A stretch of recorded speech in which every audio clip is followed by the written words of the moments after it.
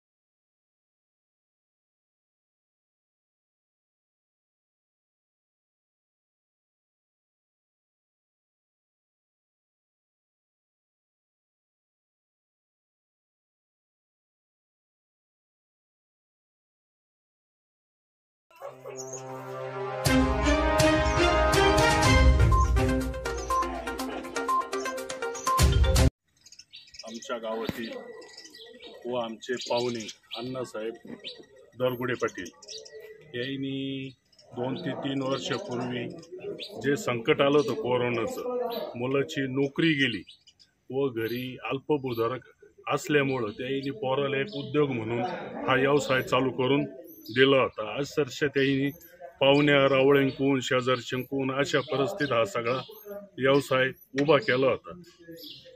आणि रात्री साधारण 1 ते 2 वाजता ही अशी घटना झाली। शेजारच्यांनी त्यांना फोन करून सांगितलं की त्वरित तिकडे आले व माझी सभापती मच्छू नाना केकान यांना कल्पना देऊन व गावातील सगळे मंडळी आले। त्यांनी संजीवनी कारखान्याचे चेअरमन विक्की भाईसाहेब त्यांना तेवढ्या रात्री 1:30-2 वाजता फोन करून त्यांनी पण फोन उचलला व त्वरित अग्निशामा पाठवले व आग विझवण्यात आली।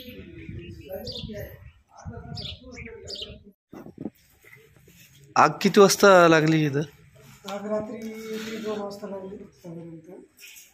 माझं नाव अण्णासाहेब दरगुडे मुलगा हा दुर्गेश हे कारखान्याचं काम करत होता. तो त्याचं शिक्षण झालं आणि त्यांनी प्रोजेक्ट टाकलं. कुठून तरी पाहुणे पैसे गोळा करून आम्ही उभं केलं होतं. त्यात नियतीने असं घाला घातला. 2 वर्षापासून चालू होतं.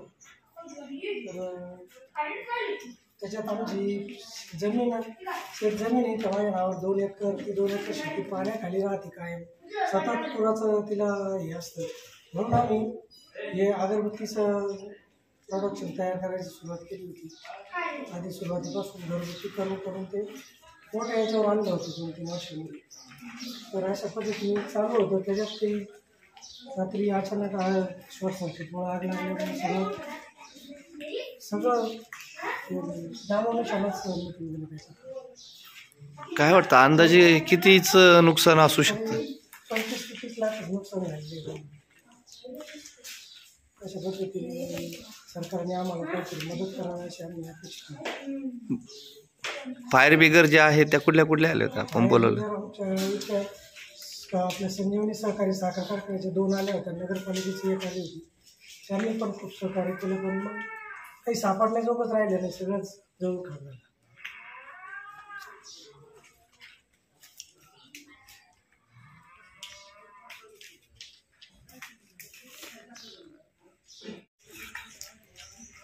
माझे नाव दुर्गेश अण्णासाहेब दरगुडे. मी माऊली अगरबत्ती कंपनी चालू केली होती, गृहउद्योग. तर रात्री 1:30 ते 1:45 सुमारास कारखान्यात आग लागली असं मला शेजारच्यांचा फोन आला. त्यानंतर मी येऊन बघितलं तर सगळ्या कारखान्याला आग लागलेली होती. याच्यामध्ये जवळपास माझं 25 लाखाचं नुकसान झालेलं आहे. 10 मशीन होते माझे.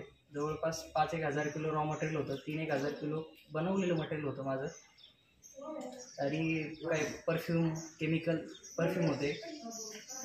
तर असं माझं टोटल 25 लाखाचं नुकसान झालेलं आहे. काय वाटतं तुम्हाला कशाबद्दल ही आग कशी लागली असावी? ही आग शॉर्ट सर्किटमुळे लागलेली आहे असा माझा अंदाज आहे.